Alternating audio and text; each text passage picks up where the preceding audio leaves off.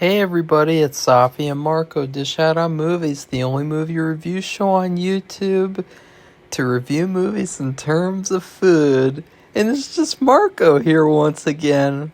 And I'm trying to keep myself from laughing because I don't know. For some reason, when I'm doing these reviews now, I don't know what it is. I just feel like laughing. I don't know. Maybe it's because of the movie. I have no idea.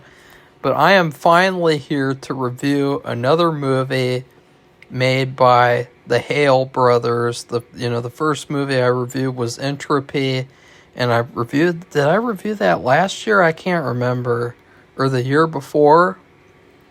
And ever since then, I was looking forward to reviewing their next movie, which was this one, which was Free to a Bad Home. And I followed it, and I think it came out like in the summertime or the late summer when I was really, really sick, and so I was not able to really review anything because I was like, uh-oh, if I do anything, something bad's going to happen. So, anyways, I'm finally gotten to around to watching this movie.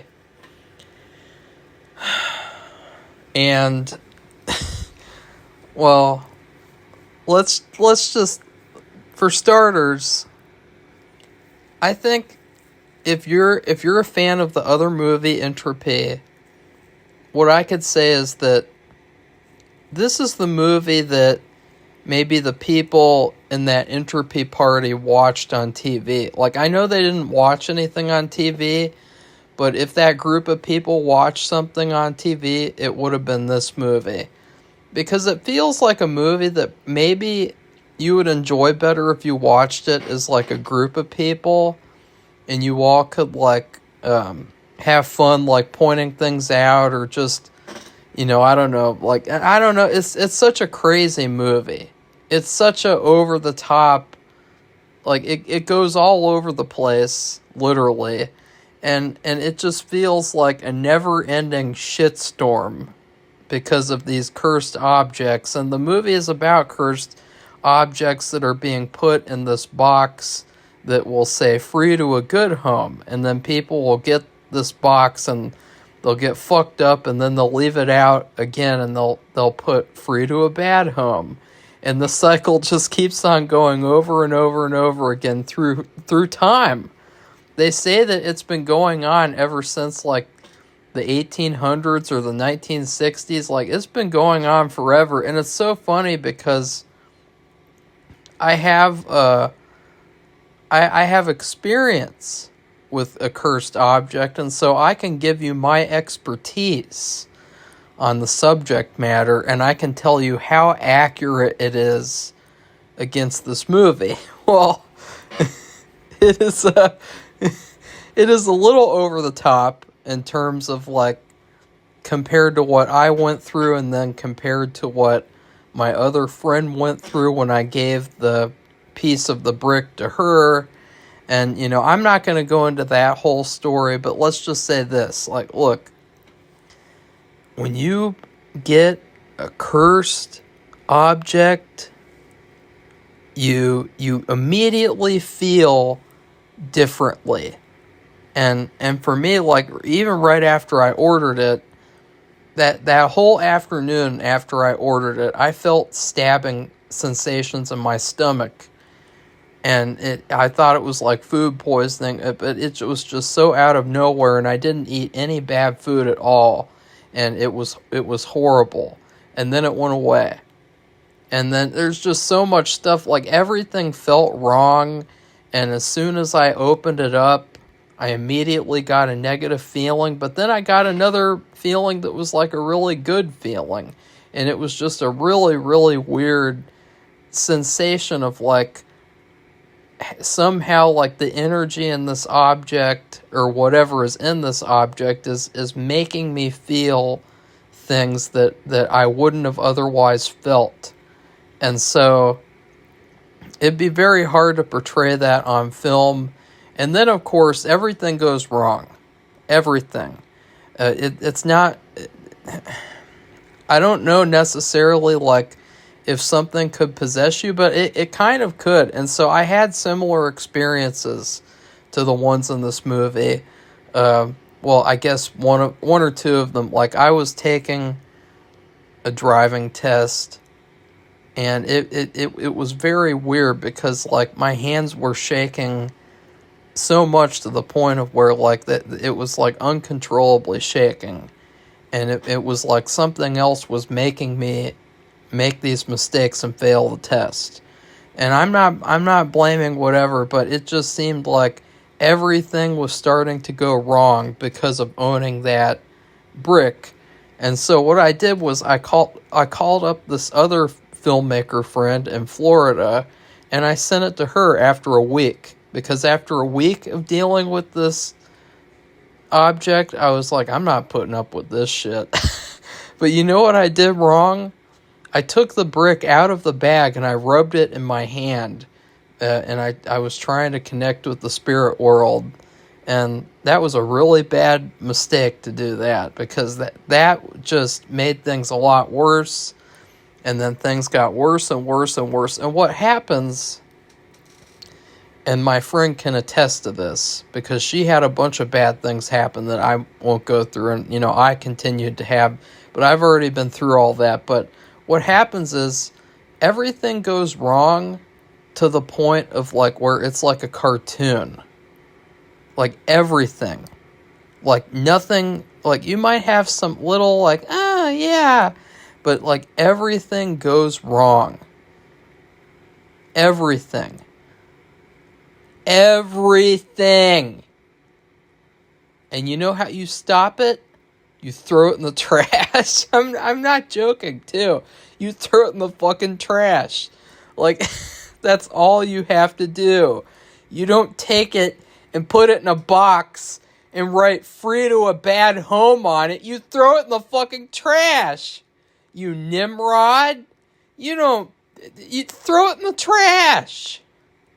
It's not worth it, because you know what happens if you don't throw it away and you put it in a box and you just let someone else take it, you will still deal with all the bad stuff that you dealt with when you had the brick yourself.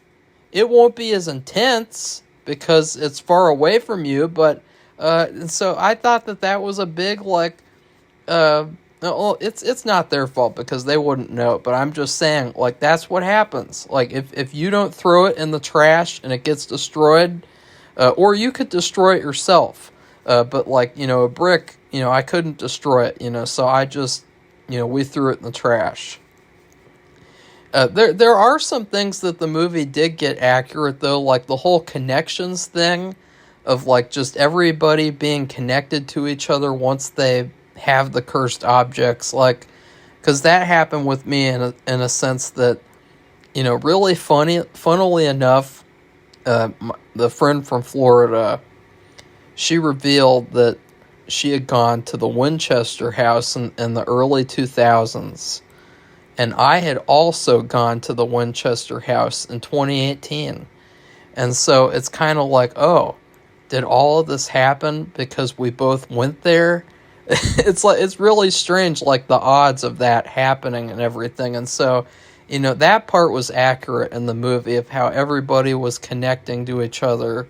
And so in general, I would say, in terms of accuracy to owning a cursed object, I can't really attest to the whole possession thing because I don't really know if anybody was possessed. I mean, there were some things that happened, and then the friend from Florida, what I really think happens, though, is that, like, it's not really a possession as much as it is, like, if you're in a dark place or if you have negative thoughts, whatever's inside the cursed object will, like, prey on you because you're vulnerable and you're open. And so it'll go inside of you and just make you do what you wouldn't want to do when you think with your brain, because you're human and you know not to do bad things, you know not to, like, be a bad person. But when it really changes you, because like I was having outbursts and I was having all sorts of things, and I was feeling like a different person. And so, it's just different though. It's not like this possession thing, but they had a story that they wanted to tell, and they did it in an anthology sense. But there were two things about it that I really felt kind of hampered. No, not hampered. Would it be hampered or hindered? I'm all over the place in this review. It kind of hindered the movie. And number one, when you do an anthology movie, you want each story to be really, really different. And the problem with all these people connecting through the stories, in particular the main character, basically Amy, is that it no longer feels like an anthology because everything is connecting. And so, like, I didn't really feel like they were distinct stories. I just felt like they were distinct characters who were going through these experiences, but they were all connected to each other. And so that was one of the issues that I had. But another issue would be the whole possession thing, because I actually felt like, I don't know, maybe, like, because a lot of the stories were, like, really, really fast, in a sense, because, and I will talk about that later, because I haven't even scratched the surface of this film, of this 2023 film. One of the things is that, like, I felt like if you wanted to make a possession movie, make a possession movie. If you want to make a cursed objects movie, make a cursed objects movie. Like, you can have some moments, or you could have maybe, like, one of the stories where someone gets possessed, but, like, the possession is, like, more of a theme, or not a theme, but it's more of a reoccurring thing that happens in the movie than just having, like, a cursed object to me, because it's emphasized more. The first story is all about how it happens, and then in the second movie you see that possessed girl is now in another scenario, and then in the third story you see that she is in another scenario, and she is continuing to be possessed even after the film ends, which honestly, I would still, I want to use a polite word for it. I would still, I would still take her out to IHOP, is how I'll phrase it, because like seriously, like, why not? Like, she jumps off a fucking a water tank or whatever in the film, in the first story, and apparently she's just fine, and so it's like, wow, that's cool. Like, and she looks good. She looks really good, even though she's possessed by a really bad demon spirit or something, and it's like, honestly, like, fuck it, like, life is short. Hook up with a possessed girl and enjoy life, because honestly, she's got powers too. I could be like, hey, that checker outer at the store, she was a total Karen, total bitch. Can you take care of her for me? Oh, sure, Marco. Boom. She just points her finger, and boom, all of a sudden, there's a shooting in the store, and the checker outer has been killed. Boom.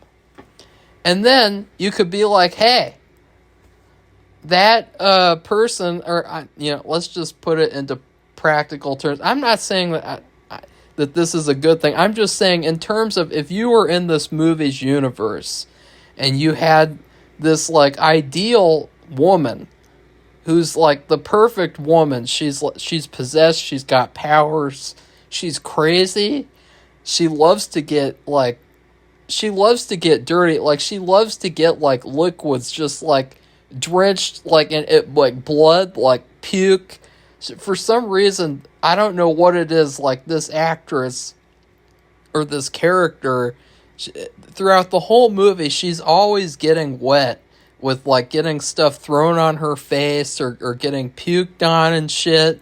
And it's like this is like wifey material. Seriously, this character of Amy. Like, there's no point in the movie where I was like, ugh, I don't like this character anymore. Like, her character was like the best part of the whole thing. And it's not surprising because the actress, you know, she's really, really good. And I was really glad that she wasn't just in the first story, because I would have given this movie a really bad review if she wasn't in the rest of the film, because I obviously did have my issues with it. But I really like seeing her, and I really feel like her character is the highlight. But that's a little bit of an issue, because she's this possessed character, and I'm like, look, when you have a cursed object, there's so many other things that can happen that you can explore. So many terrible things. And honestly, like, this character, I think that, like, on Woman Crush Wednesday this week, I will post a picture of Amy on YouTube, and I will say, Woman Crush Wednesday. Because, why not? She can do things for you. Oh, Marco, you know, at the place, you know, that person was saying some bad things about you. Oh, I'll just take care of that right now. Honey! Honey! I just, the spaghetti's cooking, but can you come in here for a second? There was this guy, and he said some bad things about me. Okay, baby, I'll take care of that real soon. Wacha! And she just points her finger, and boom, takes care of the problem. And, like, I feel like if you made her love you, and you could take advantage of her powers, it would be a better world. Because, like, you know what I would do? I would get rid of all the terrorists. I would get rid of all the bad guys in the world, because I would say, look, those guys, they messed with me, and they were threatening me, and they were trying to hurt me and make a bad world. And God, I sound fucking retarded in this review. And then she'd be like, okay, honey, wacha. And she'd just be pointing all day long, just like pointing. And it would be kind of like a crazy, fucked up, Bewitched parody type of thing. And I would just be totally into it. So let's finally get into the movie. The plot details. I hesitate to even do it because it goes all over the place. It's one of those movies where, like, usually when I do a review, I want to write down a lot of notes about what I'll say, and a lot of notes about, like, just criticism and feedback and things that I liked and didn't like. But then there are some movies and shows where I end up just writing notes on what happened so that I can remember it. And this was one of those times. Even though I have a really good memory, I, like, get really paranoid, like, if I'll forget something or if I'll, you know, screw something up from what happened. And I feel like with this movie, I just kind of have to let go of that because it goes all over the place. I'm so confused. That's partly why I haven't really gotten into the plot yet, is because with the first story, it started off like the most simplest. But I was still confused, and I watched it twice because I was so confused about what was going on. And I'll get into why, I guess. I mean, I know that this review is probably not going to get a lot of attention. You know, probably only hardcore fans of this channel will check this video out, unfortunately. Which I would recommend checking out this film because, you know, I really love supporting, like, indie film and smaller budget films because, like, look, they still made a movie. and they did a good job in the process of making the movie. It's just more so, as usual, the script and everything that I always have an issue with. Like, that's pretty much like the biggest problem with movies and TV shows nowadays is the script. Because anybody can make a movie, but not really anybody can write a script, which is unfortunate. And but still, it's not a bad movie. It's not a terrible movie. And so I would recommend it if people,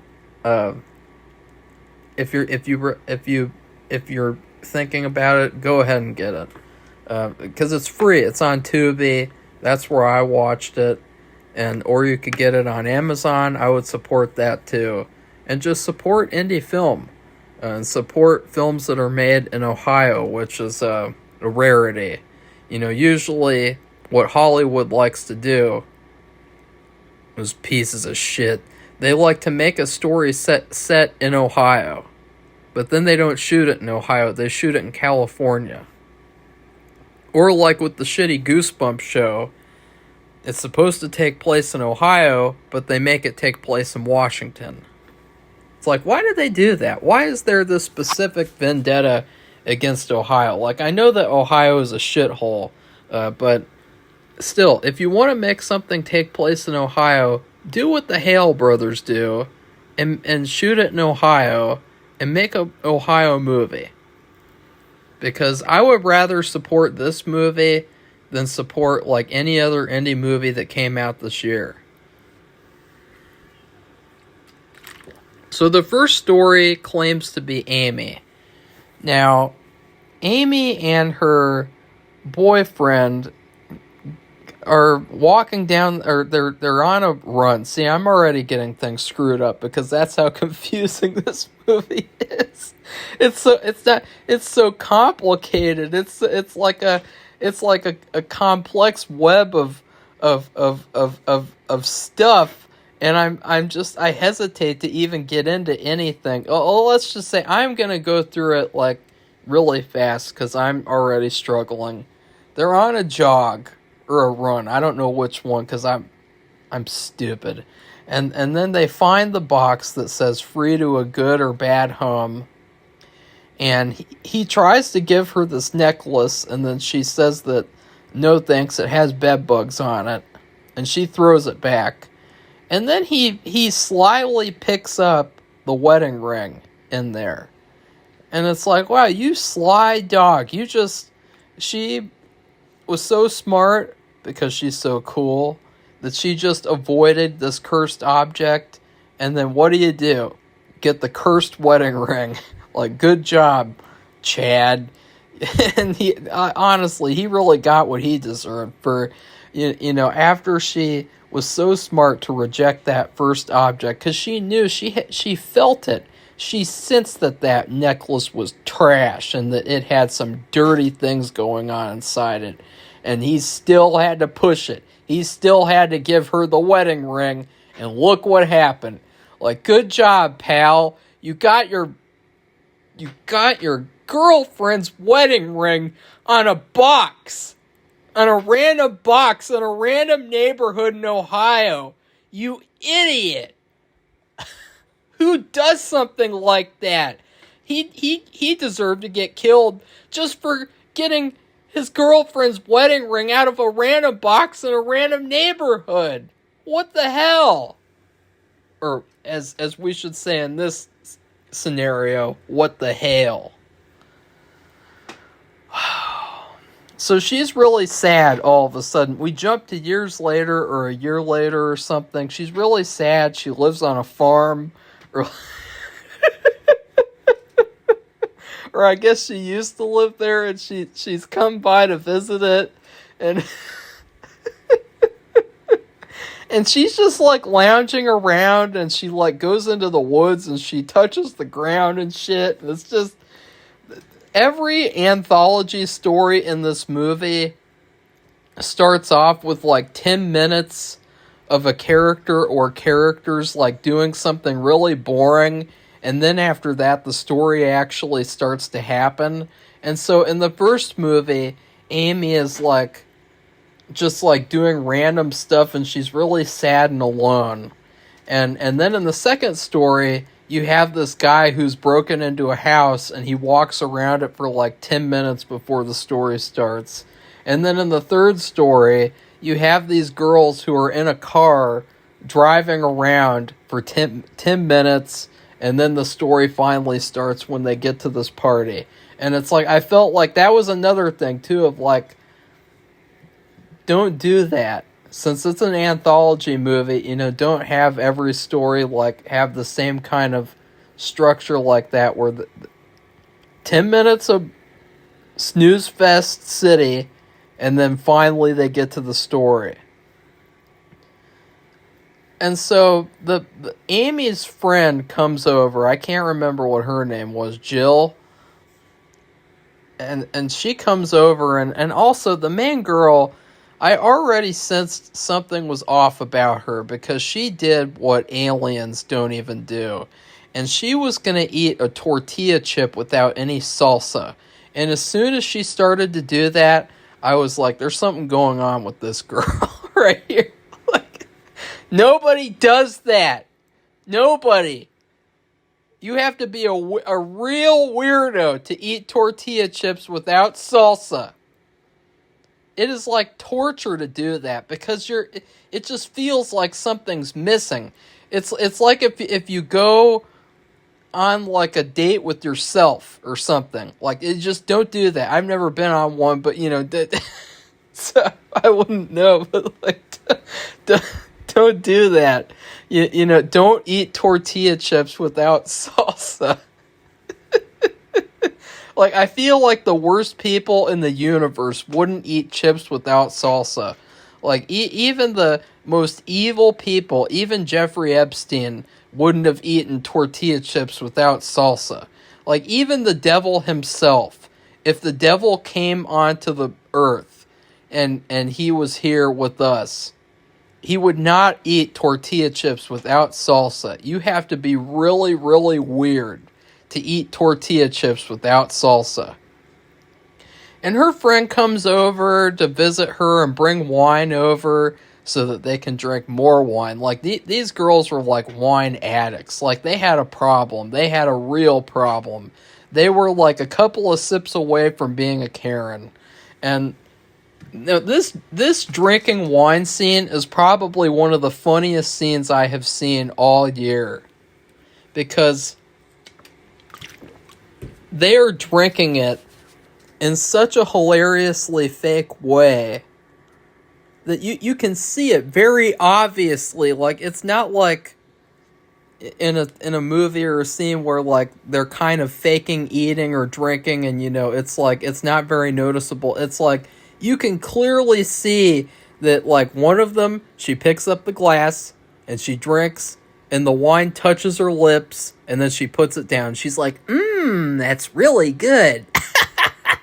And then the other girl does it, and they go back and forth, and it is like the funniest thing. It is so funny. It is so good. Like, I was laughing my you-know-what off. And what was even funnier was that I looked at the wine bottles, and they were trying to, like, rip the labels off the bottles. It was really, really funny. And, that was definitely a highlight of the movie. I'll say that. Like, that was really, really... Like, if Red Letter Media ever gets a hold of these movies, I guarantee you that they will talk about this scene. Because it's so noticeable. Like, it's like... It's not subtle.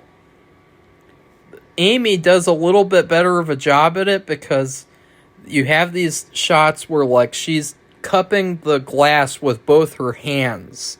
And so her big hands are kind of like shielding you from seeing that the wine isn't really going into her mouth. And I know the reason why is because, like, you know, it's hard to have the continuity of, like, how much wine is in the glass. I'm just saying that the result of that was very, very funny. Like, at the end of this year, I will be remembering this movie for the main actress, who is once again really good, and then the wine scene. Like, those will be the two takeaways. And as usual, there is some awesome colorful lighting and shadows that were cool.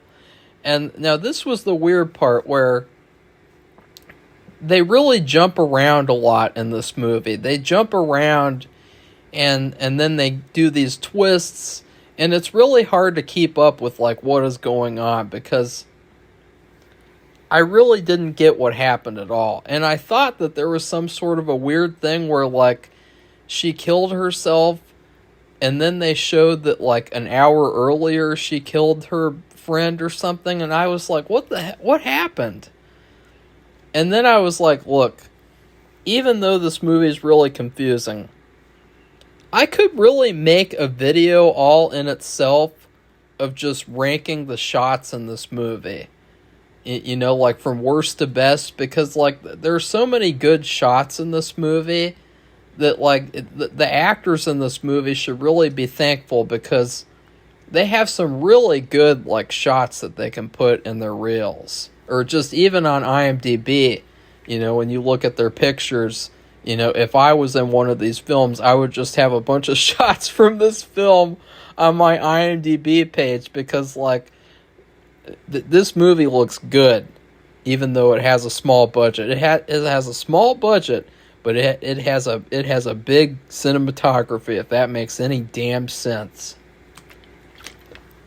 So then I finally figured out, oh, wait a second. She caught her friend sleeping with her husband, and she killed them both? And then she kills herself from grief of after having a hallucinatory sleepover with her friend again? But she was also possessed, apparently? So, yeah. I had a really hard time with that one. And after that one, I was like, is this going to get any more confusing? And it did. Well, not really in the second story. The second story was just kind of a... Because, like, this thief... This thief, who's a really bad thief, I mean, come on. He's just like, I'm just going to take these specific things, and I'm going to be... Like, he is so, like... You have this golden opportunity. This house doesn't have anyone in it, apparently. And he's just like, oh, I'm going to wait until I find an open jewelry box in a random bedroom. Like, how many times do you find that when not that I've done that before or would ever do that, but how many times do you find just an open jewelry box lying around and it has all this expensive jewelry? Like, it's like he's done this before or something, and he's just not taking advantage very well of the situation. And he walks around for, I'm not kidding, like 10 whole minutes with the suspenseful music that's good. And I was really getting, like, frustrated, because I was like, what is going to happen now? Well, he gets, I think, like, the necklace from the jewelry box or something. They don't really emphasize it at all. But that's when he immediately goes downstairs and finds Amy somehow alive. And she is being held hostage randomly. We don't know how she got there or anything. She's just there. And she offers to help him get into the house's safe if he sets her free. And again, the actress really loves getting dirty and getting her face covered in some kind of a substance, because and they made her look really good in this sequence, because, like, the lighting, her face was all, like, dark, and she looked really, really creepy, like she was in, like, an Evil Dead movie. And I thought that was cool. And so then, like, what happens in the story is that she just helps him out of the house, and I guess she lets him in the safe, and then she goes next door and borrows his crowbar, and that's it. That's literally it. And so I was like, that one was a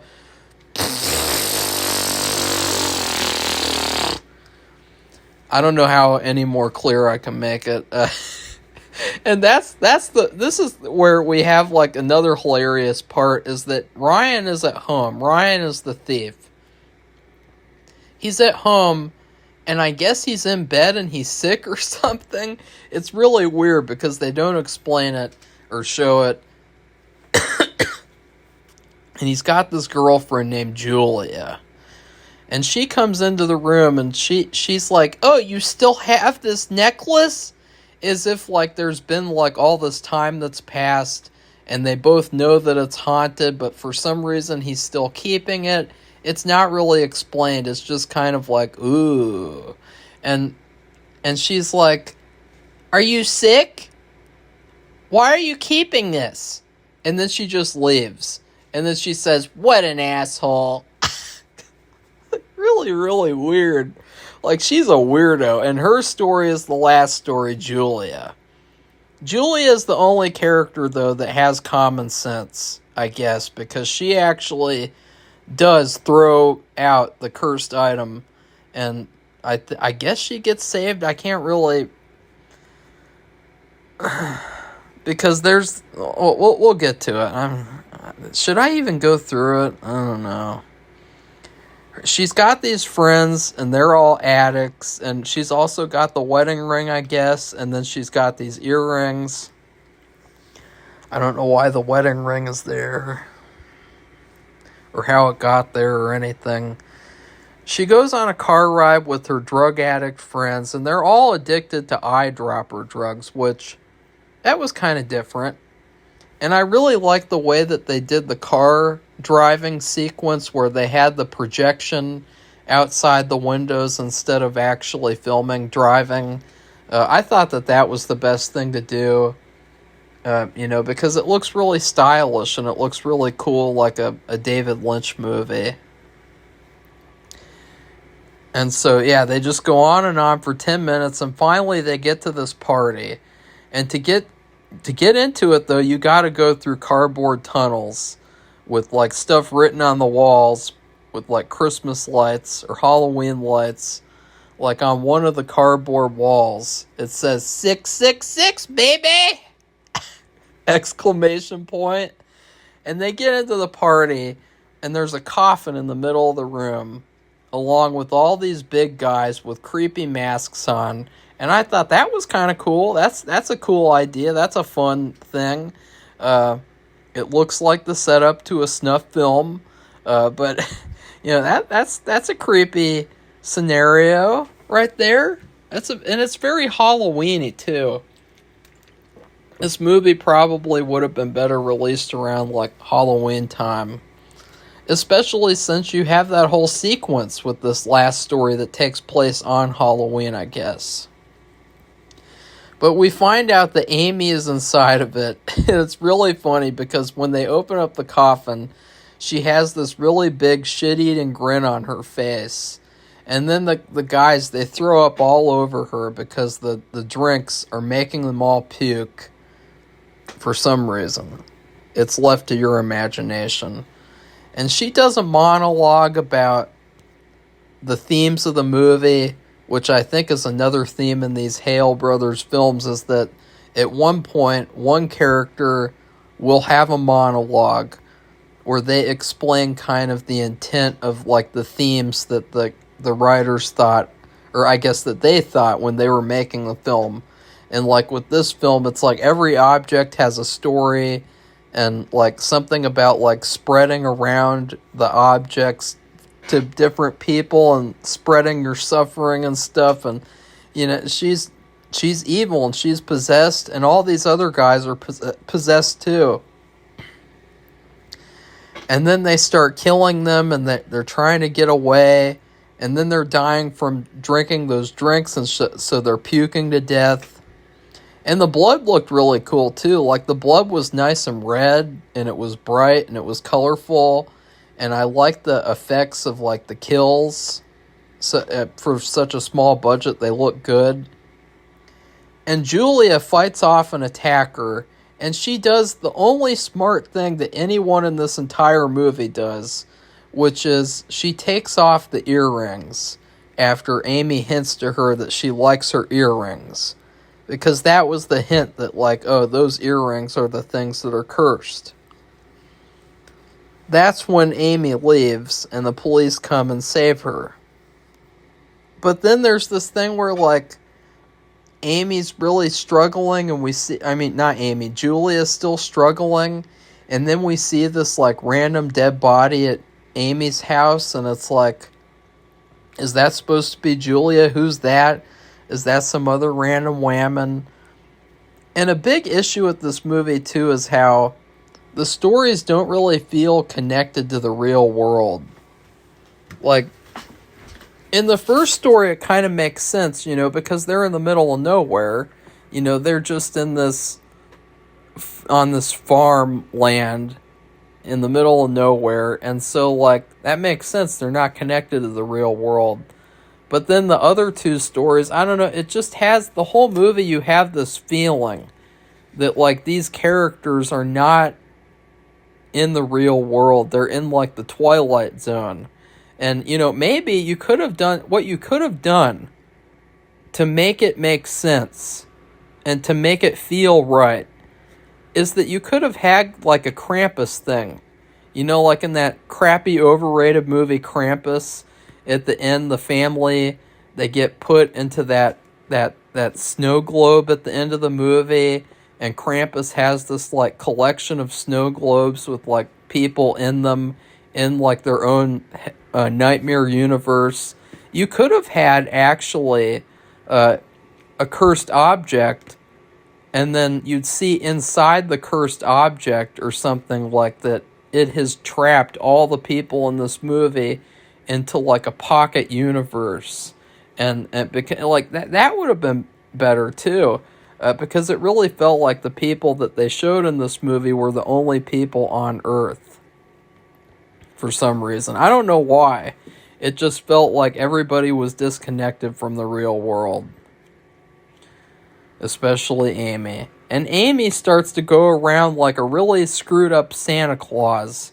And she starts dropping off these boxes with haunted objects. And I guess she's just making objects haunted. She's just pointing her finger at them and making them haunted or something. Like, it's not really explained. Because, like, look, the object that I got, it was in a house where, not only two, well, no. It was from a house where people got murdered. And so obviously that object is going to be cursed because, like, once something like that happens in a house, it completely, like, will ruin the house and make it so that nobody should be in that house. But these objects, like, I don't know, like, it's the original objects, so, like, the necklace and I guess the earrings and the wedding ring, along with, like, a bunch of other stuff. Like, there's this baby monitor, and she meets this stranger who's the guy from the other movie, one of the directors, you know, the guy who went on an African safari. And